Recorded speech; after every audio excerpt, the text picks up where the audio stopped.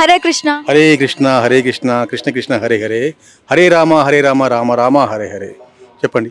మహాభారతం నుంచి చిన్న చిన్న క్వశ్చన్స్ ఇస్తాము, సమాధానం చెప్పండి. సరే అండి, చెప్పండి. పాండురాజు భార్యల పేర్లు. పాండురాజు వారి పేరు మాద్రి అండ్ కుంతిదేవి. కురువంశం రాజధాని పేరు. కురువంశం రాజధాని పేరు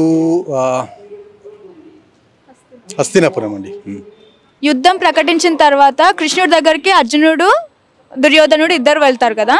అర్జునుడేమో కృష్ణుని కోరుకుంటారు, మళ్ళీ దుర్యోధనుడు ఏం కోరుకుంటాడు? దుర్యోధనుడు యాక్చువల్గా తను కర్ణుని సైన్యాన్ని కోరుకుంటాడు. సైన్యం పేరు కురు సైన్యం. సైన్యం పేరు నారాయణ. నారాయణ సైన్యం. కృష్ణుడి పేరు వినగానే గుర్తొచ్చేది చాలా ఉన్నాయండి. ఇప్పుడు భగవద్గీత అండి. ఈ జనరేషన్ వాళ్ళకి మహాభారత్ ఇచ్చే మెసేజ్ ఏంటి?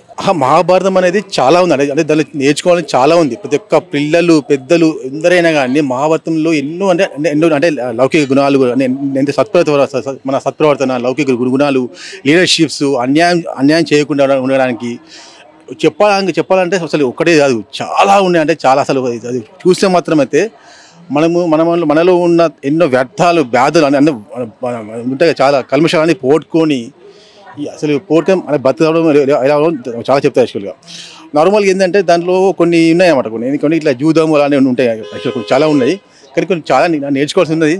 మహాభారతం అనేది కలిసిమెలిసి, అంటే అన్నదమ్ములు కలిసిమెలిసి ఎలా ఉంటారు, ఓకే, స్త్రీలను ఎలా గౌరవించాలి, ఓకే, అండ్ ప్రజల్ని ఎలా పరిపాలించాలి, ఓకే, సుఖసంతోషాలు ఎలా ఉంచాలి, ఓకే, ఇలాంటి ఎలా ఉండాలి, ఎలా ఉండకూడదు అని చాలా గుణాలు మనకు నిలుపుతుంది.